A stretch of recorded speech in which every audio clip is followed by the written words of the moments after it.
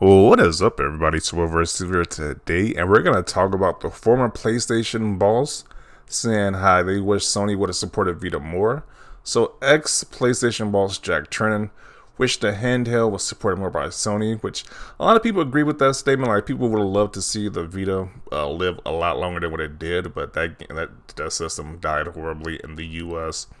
Then later, I think it had a lot longer life in Japan, but this thing ultimately flopped in the U.S., North America specifically. So I remember this system very vividly because the PSP was an amazing little console. And so when people thought we was gonna get the PSP2 or the Vita, we thought this was gonna be like an actual like true like competitor to Nintendo's handhelds. But we was definitely disappointed with this system because it pretty much just being like a handheld like ports of just PS3 games at one point. Like a lot of PS3 ports was put to this system. Yeah, PS3, PS4 ports at that point. Because this is from like 2011 to 2019, so around the time period of PS3 to PS4. They had a few little exclusives that was great on this. Like Persona 4 Golden was one of the great exclusives on this. But it definitely wasn't a system that was worth buying. Like I actually had one. I had like the Vita Slim one, the Slim Blue GameStop one. I played it for a little bit, but it's like other than I only had like two games for it, and I pretty much got rid of it because it was pretty much dead over here when GameStop had that blue model. It was like it's pretty much like the system was pretty much dying at that point. And the main thing that killed it was the whole memory card situation because the memory cards were so expensive for the Vita. It pretty much made it expensive. It's like the same price as pretty much a console. So it's like, do I really want to buy a handheld or buy just the main console at that point? Because you spend as much money when you buy the memory card with the system. So yeah, I definitely agree. Some of the statements he made at Axios, he said he had an interview with Axios saying Vita, as one of the several PlayStation technologies he felt had been orphaned a little bit by parent company Sony. There were certainly technologies that I thought that were good, but just didn't have the level of support they needed, he said. Also citing 3D gaming and PlayStation VR. Oh yeah, back then it was definitely pushing 3D gaming. It was definitely pushing 3D TVs at that point when the Vita was popular, which I don't think really caught on. I didn't really catch on at all. People didn't really care about 3D gaming at all. So, let's see.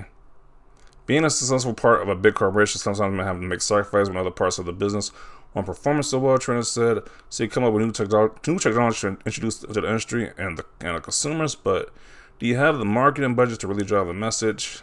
Okay. Then he says Sony thought the product was too late to come to the market. This is a great machine. It's just too late. The world has shifted to portable devices that aren't dedicated game machines, he said. Yeah, it's kind of sad because you're seeing now how the Switch right now, their big thing is having an OLED screen, which the Vita had when it first came out. So it's kind of shocking how Nintendo succeeded with having an OLED portable while Sony failed at doing the same thing. So definitely shocking. But let's see what people got to say about the subject right here. It was so ahead of its time. OLED screen, rear touchpad, 3G. Meh, but still cool. What killed it for adoption, in my opinion, was so many expensive proprietary memory cards. A lot of people say that. I do agree that the memory cards definitely killed that system when they had it out at the market on the time. Game library was amazing for what it had, and PSP backwards compatibility and digital titles was great. All they had to do was go with SD on the second generation and put one in the box, at least drop the price, but nah. Yeah, they were very stubborn on dropping the SD card prices for whatever reason. It was like, you're going to make money regardless because it's proprietary, but why not sell the SD cards at a discount, a lower price? It's like so people can actually buy the systems. So it's like, they just did not want to decrease the prices whatsoever. It was just so weird. A weird strategy right there. It's like, keep the memory card prices extremely high. That was the weird tactic they were doing. It just didn't make any sense. Greed killed the handheld. No reason for proprietary memory cards. Yeah. I guess the whole thing, they did that because they didn't want people to hack the Vita, but people still hacked it anyway. So look, that didn't work in the end because people still hack. You can look up how to hack a Vita right now, so it didn't work at all. So you were too beautiful for this world, the Vita. Okay.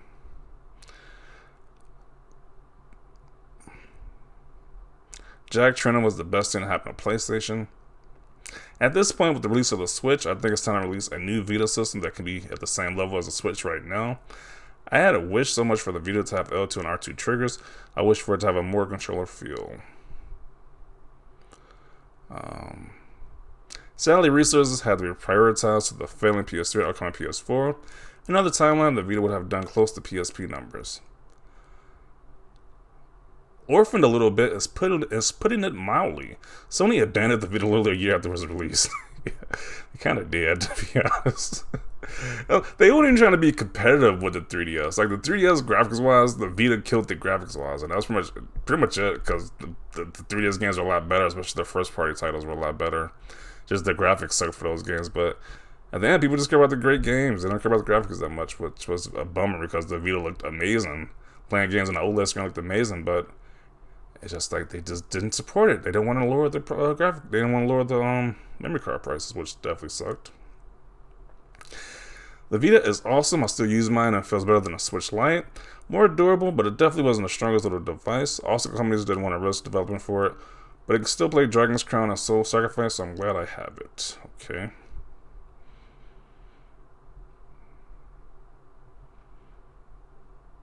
Proprietary accessories with a nail in the coffin. Yeah, definitely forced you to use that one type of memory card. Definitely kind of killed it, to be honest.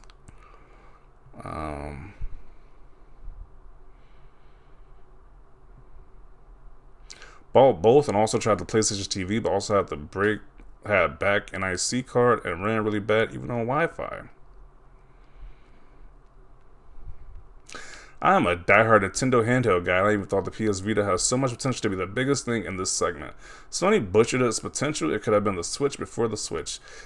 Definitely was a great system, but nobody bought it because it was so expensive. So it's like it could be an amazing system, but if nobody buys it, then it's just die like how it did. So it sucks that it did. So I wonder if they tried to do it again. Would it actually work now? If they would do like a PS Vita 3 at this point, would it actually work? Because it seems like handhelds is kind of in style again. The Switch is definitely making handheld is in style, and especially the Steam Deck. So they could probably do it. I don't know. It's too crowded for 3 handhelds at this point. Because you got the Switch, you got the Steam Deck. Can the third one even work on the market at this point? Or maybe should just focus all in on PS5 at this point. Who knows? I think the design is what threw a lot of people off too. It looked way smaller than a PSP back then.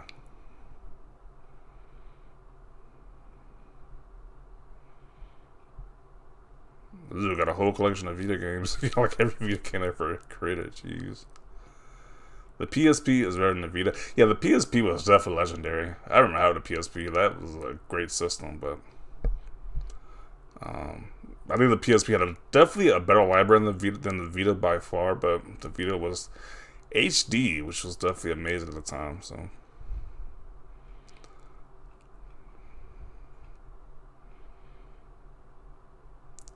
a little bit, I would never trust Sony with a handheld again.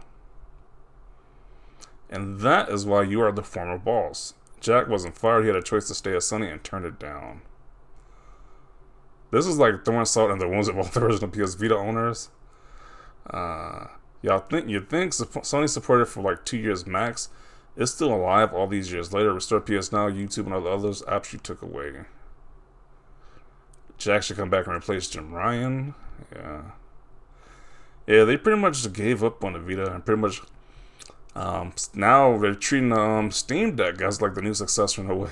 I don't know. This is definitely wild. Yeah, another reality, another timeline they could have did the Vita better, but yeah, the Vita they definitely didn't care about the Vita once it was doing bad, and once it was doing really bad, they just gave up on it. So I reason to beat a dead horse. We kind of know how Sony did the system. Sucks, but it is what it is at this point. I thought it was a great system, but it just nobody bought it. It was way too expensive. So yeah, it's just kind of crazy. This guy came out now, just randomly right now, said this stuff. I mean, you'd think if you cared that much, you'd have said it back then, but okay. Guess he says he don't work at the company, so he can say whatever he wants at this point. So yeah. So that is this guy's thoughts about the Vita. He said that Sony didn't support it. So do you agree with him? Do you think Sony did all they could do and just say, hey, we just gotta let it go? Or do you think they should have did a lot more? How many thoughts down below? Leave a like if you like this video. Always thanks for watching, and peace.